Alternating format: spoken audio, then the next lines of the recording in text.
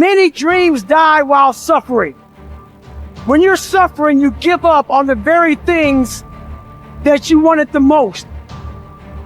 So many people out there fail, not because they don't have the ability.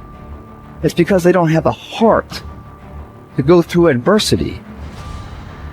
Now it's the mental game. And that's where people get lost in life, get lost in that next level. So, if you take people, and I've told you this, and you expose them voluntarily to things that they are avoiding and are afraid of, that they know they need to overcome in order to meet their goals, their self-defined goals. If you can teach people to stand up in the face of the things they're afraid of, they get stronger. And you don't know what the upper limits to that are, because you might ask yourself, if for 10 years, if you didn't avoid doing what you knew you needed to do, by your own definitions, right, within the value structure that you've created, to the degree that you've done that, what would you be like? Well, there are remarkable people who come into the world from time to time, and there are people who do find out over decades-long periods what they could be like if they were who they were, if they spoke their being forward, and they get stronger and stronger and stronger, and we don't know the limits to that. We do not know the limits to that. And so you could say, well, in part, perhaps the reason that you're suffering unbearably can be left at your feet, because you're not everything you could be, and you know it. Now, whatever goal you have, you're going to have some opposition. You're going to have some difficulties. You're going to have some challenges. You're going to have your inner conversation telling you can't do it, and you're going to have people picking at you. You got to talk to yourself when you begin to think negative. I don't think I can do that, Les. You can. Why don't you just test yourself? Why don't you stretch, Les? Come on, man. When you start seeing yourself thinking something negative, stop it right quick. Stop yourself. Catch yourself. When you find yourself getting negative with people that you have allowed to push your buttons, when you find yourself becoming negative about what's happening to you, you've got to affirm to yourself in the process, hey, no, I can make it. There's some way this can happen for me. As you start believing that you are worthy of good things supposed to happen to you, you develop a sense of entitlement. Good things supposed to happen to me. Working on yourself, watching that inner dialogue, it will determine the quality of your life. You chase something that you believe you deserve until you get it. And it doesn't matter what happens to you. It doesn't matter how many times you get fired. It doesn't matter how many people don't believe in you. Just go until you get it. Because if you're willing to go through all the battling you got to go through to get to where you want to get, who's got the right to stop you? Nobody. It's your right to listen to your gut. It ain't nobody's right to say no. It's your own right to be where you want to be, to do what you want to do. If you do what is easy, your life will be hard. But if you do what is hard, keep coming back again and again and again. Get up, trust every day, knowing some way, somehow, with a spirit of expectation, I can do this. If you do that over and over and over again, your life will be easy. I think that there is a biological imperative hardwired into the brain that you must do hard things in order to feel good about yourself. And when I think about it from an evolutionary standpoint, and this is why I think rich kids implode, they just never had to do hard things. From an evolutionary perspective, I think it was just so hard to stay alive. Like for millions of years, it really was red in tooth and claw. Like to stay alive, you were kill or be killed. You were hunting, gathering, fighting other tribes. I mean, just crazy. Mm-hmm. And the people that were going to survive were going to be the ones that got an emotional, a self-applied emotional reward for doing something hard.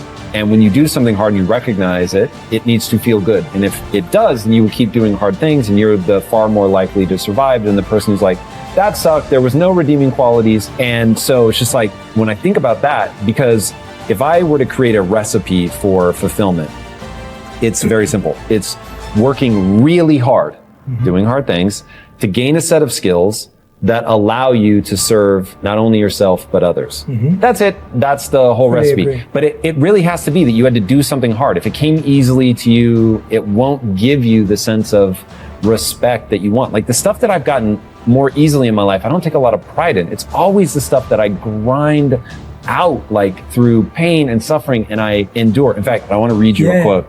This is one of my all-time favorite quotes.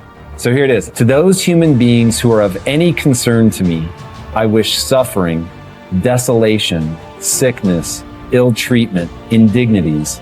I wish that they should not remain unfamiliar with profound self-contempt, the torture of self-mistrust, the wretchedness of the vanquished.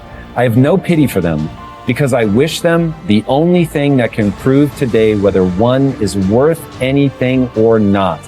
That one endures. We are all chained to fortune.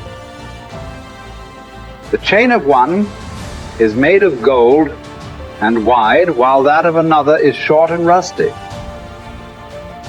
But what difference does it make? The same prison surrounds all of us, and even those who have bound others are bound themselves, unless perchance you think that a chain on the left side is lighter.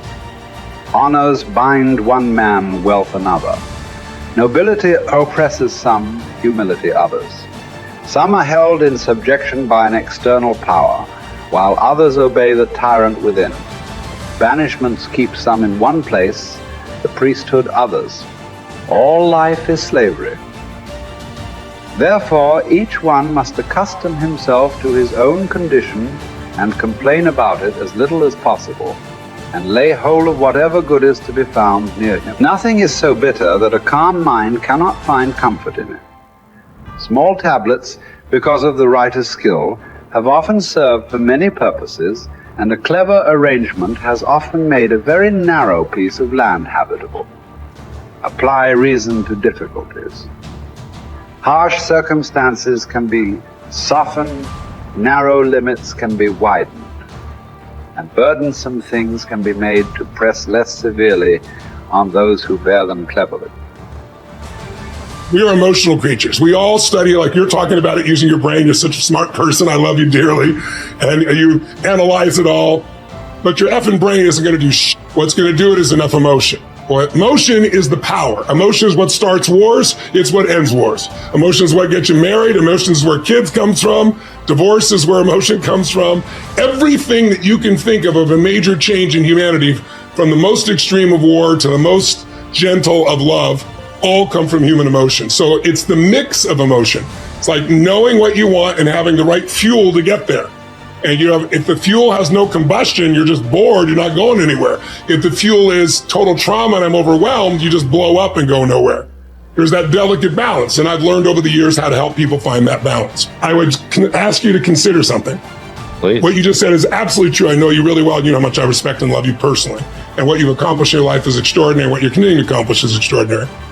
But there's an emotional inflection that made you use those things in those moments. It wasn't just those understandings. The emotion made you find the answers, brother. And then you have a really smart mind, you found the answers, figure out how to use it.